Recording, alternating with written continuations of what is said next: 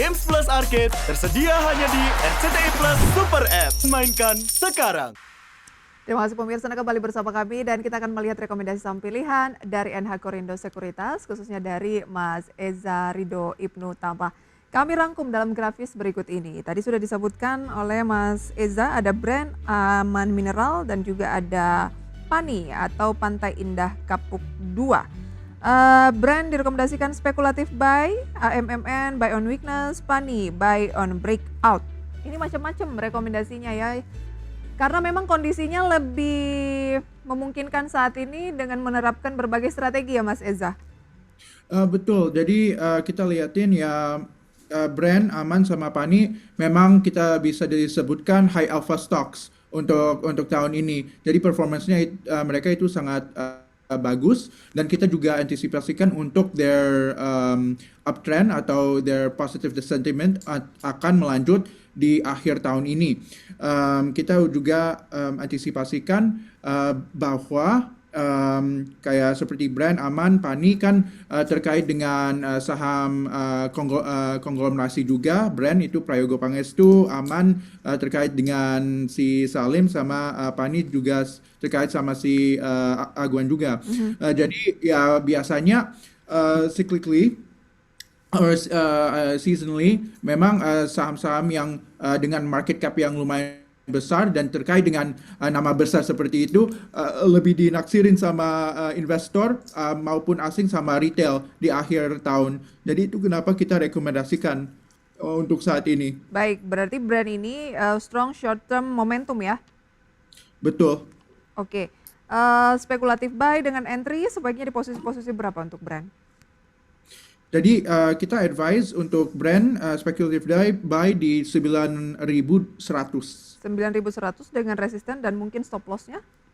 Nah, resistance-nya di 9.650, kemudian di resistance keduanya di 9.875,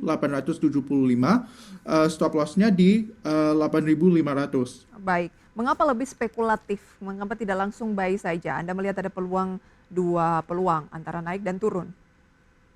It's very short term juga, and it already hit its previous resistance juga.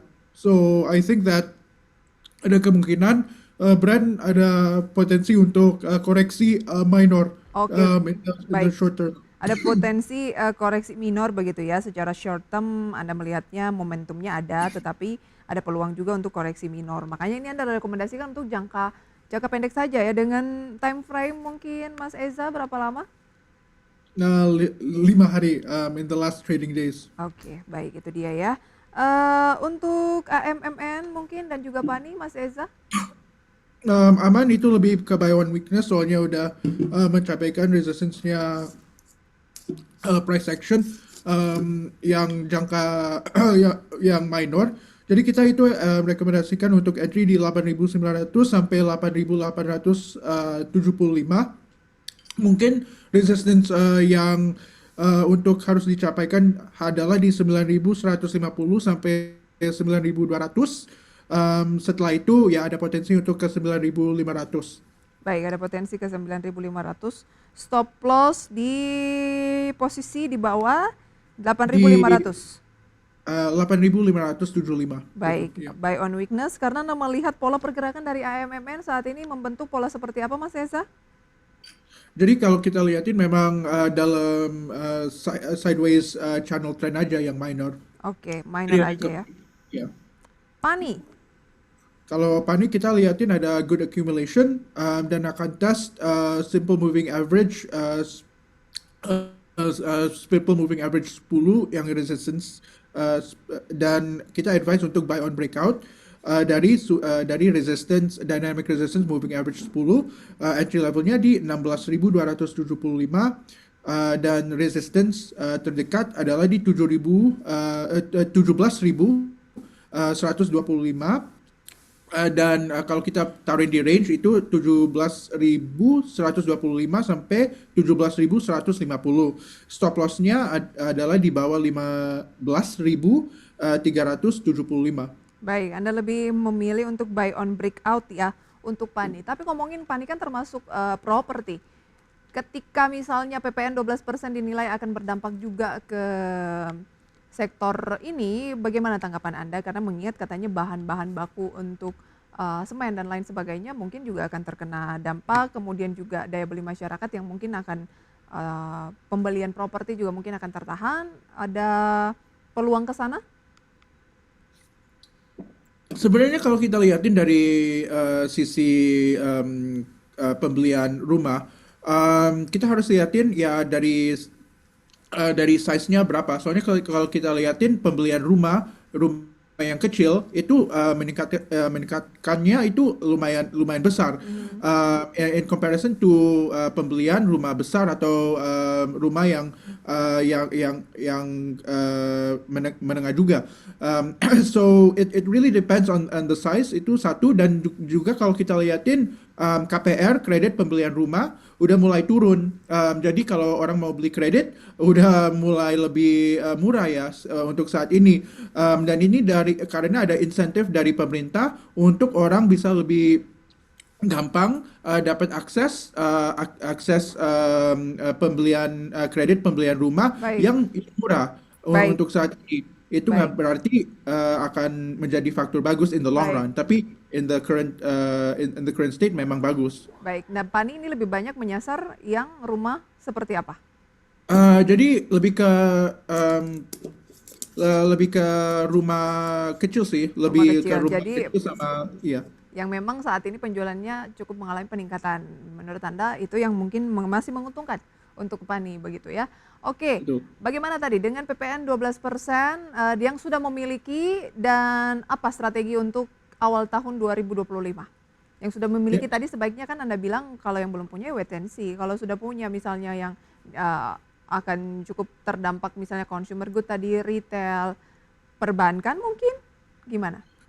Untuk perbankan kita itu melihat bahwa ada kemungkinan ya the Fed will be a bit more less Hawkish? a bit more hold, a bit less dovish actually. dovish justru. Jadi habis itu BI kemarin juga hold. Kita ekspektasinya dan konsensusnya untuk BI untuk hold untuk cut rate 25 basis points, ternyata mereka hold their current rate. Jadi kemungkinan a cheap credit will not come at least in the near future. Jadi apa rekomendasi perbankan Mas Eza? Saya itu saat ini tidak rekomendasikan perbankan, at least untuk jangka menengah. Untuk jangka menengah tidak rekomendasikan termasuk blue chips. Termasuk blue chips, iya. Baik. Soalnya momentumnya tidak ada. Baik. Kalau yang sudah memiliki saham-saham retail tadi, kemudian mungkin consumer good soal PPN 12%, sebaiknya apa yang dilakukan saat ini? Sudah punya? Jika udah punya ya saya sarankan untuk jual. Soalnya memang ada negative sentiment yang lumayan signifikan Dan ya Anda melihat ke depan. dampak negatifnya masih akan lebih bertambah lagi tahun depan? Iya, kalau Baik. kita lihat dari soft commodity harganya juga mulai meningkat juga. Baik.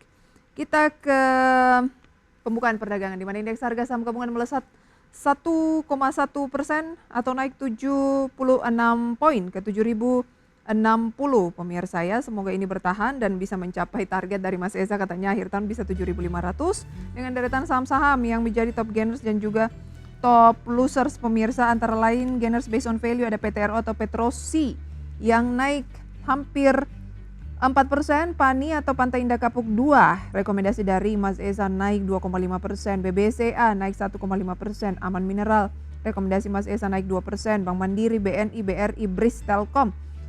Wow, ini adalah saham-saham blue chips menopang penguatan IHSG di atas 1%. Kemudian losers MKPI, GEM, Sona, Daas, MIO, Polu, INTP, CMNT, MSIN. Secara sektoral, pemirsa, semua bergerak di teritori positif dapat Anda saksikan di layar ya, sektor-sektor yang menjadi penopang utama tertinggi dengan kenaikan 2%, ada yang 1%. Itu dia pemirsa. Singkat saja melihat pembukaan perdagangan, saham-saham yang Anda rekomendasikan masih masuk gainers, tapi blue chips juga masuk berderet-deret. Gimana Mas Eza? Ya seperti yang saya bilang tadi, memang at the end of the year ada banyak saham-saham yang Masih potensial.